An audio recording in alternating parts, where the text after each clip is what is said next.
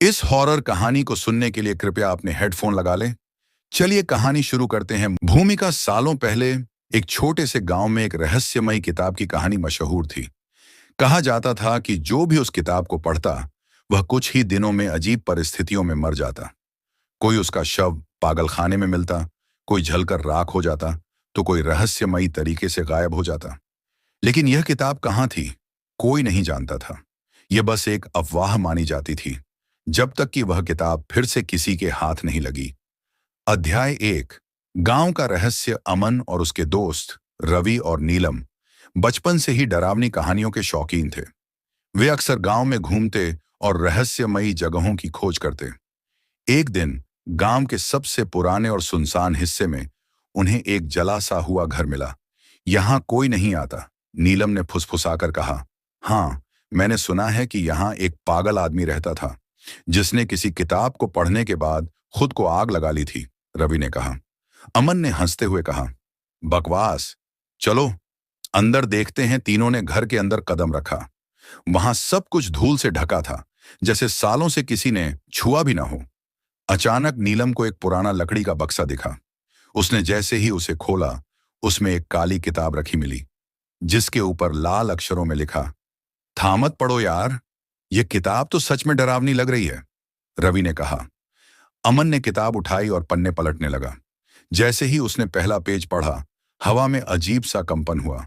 नीलम ने डरते हुए कहा, अमन, छोड़ दो इसे, कुछ गड़बड़ लग रही है। लेकिन अमन हंस पड़ा।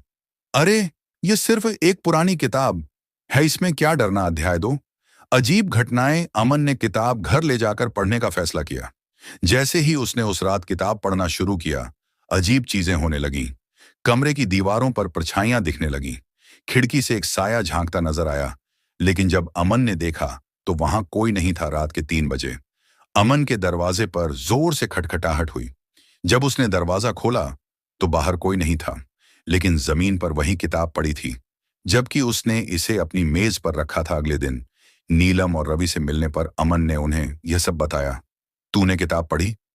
तुझे पता भी है, लोग कहते हैं कि जो भी इसे पढ़ता है वह मर जाता है। नीलम ने घबराते हुए कहा, अरे कुछ नहीं होता, सब अफवाहें हैं, अमन ने कहा।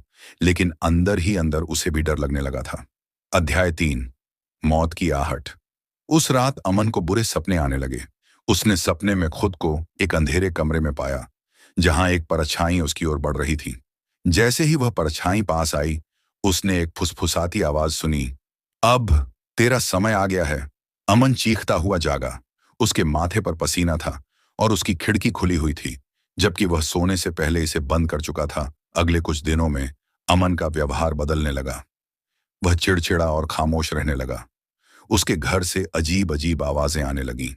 कभी कभी ऐसा लगता जैसे कोई फुसफुसा रहा हो गए, लेकिन घर अंदर से बंद था। जब उन्होंने खिड़की से झांका तो उन्होंने देखा कि अमन किताब के पन्ने फाड़ रहा था और जोर जोर से बड़बड़ा रहा था, यह किताब मुझे मार डालेगी, यह किताब मुझे मार डालेगी। अध्याय 4। किताब का अभिशाप। अगले दिन अमन अपने कमरे में मृत पाया गया। उसके चेहरे पर भयावह डर जमा हुआ था और उसके हाथ में वही किताब थी। लेकिन किताब का कवर अब खाली था और उसमें कोई शब्द नहीं थे। पुलिस ने इसे आत्महत्या बताया, लेकिन रवि और नीलम जानते थे कि यह आत्महत्या नहीं थी।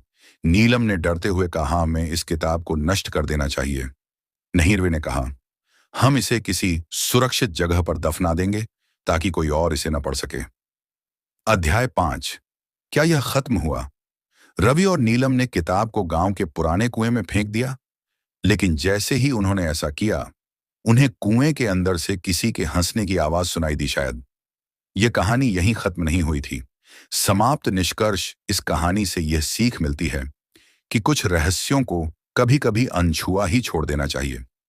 कुछ किताबें पढ़ने के लिए नहीं, बल्कि हमेशा बंद रखने के लिए होती हैं। अगर आपको ऐसे ही डरावनी और रोमांचक हॉरर कहानी सुनाने के लिए हमारे इस चैनल को सब्सक्राइब करें